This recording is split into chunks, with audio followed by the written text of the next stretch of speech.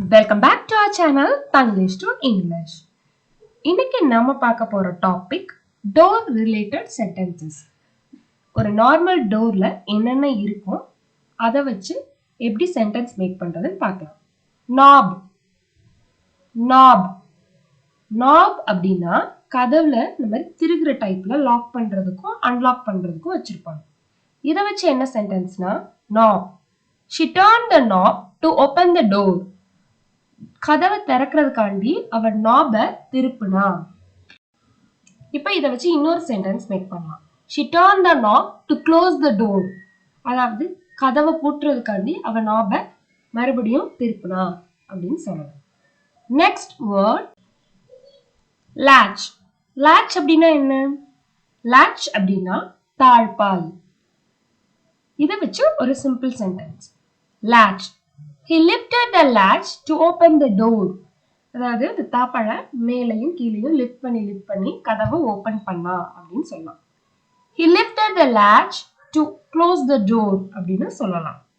Next word keyhole. Keyhole அப்படின்னா என்ன? Yes, correct.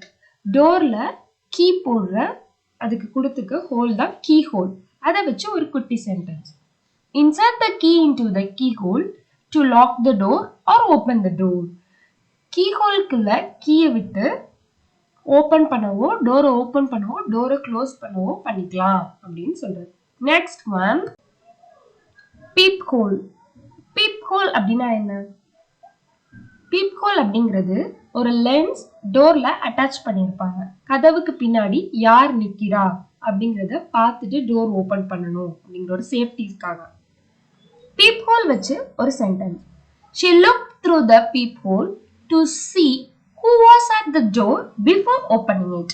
அவ கதவை திறக்கிறதுக்கு முன்னாடி யாரு டோருக்கு அந்த சைடு நிக்கிறா அப்படிங்கறத peephole வழியா பார்த்தா அப்படின்னு சொல்றோம். Next one doorbell. டோர்பெல் அப்படின்னா எல்லாருக்குமே தெரியும். Calling bell. கதவை பூட்டி வச்சுட்டு உள்ள இருந்தாங்கன்னா இந்த பெல் அடிச்சா வெளில வந்து கதவை திறப்பாங்க. அதை வச்சு ஒரு sentence. Doorbell. My friend rang the doorbell to call me over. My friend rang the doorbell to call me over. என்னைய கூப்பிடுறதுக்காண்டி என் ஃப்ரெண்டு காலிங் பெல் அடிச்சா அப்படின்னு சொல்றது. இந்த மாதிரி டிஃப்ரெண்டாவும் சிம்பிளாவும் இங்கிலீஷ் கத்துக்கணும்னா நம்மளோட சேனலை சப்ஸ்கிரைப் பண்ணிட்டு லைக் பண்ணிட்டு ஷேர் பண்ணிட்டு கமெண்ட் பண்ணிக்கோங்க. Thanks for supporting us.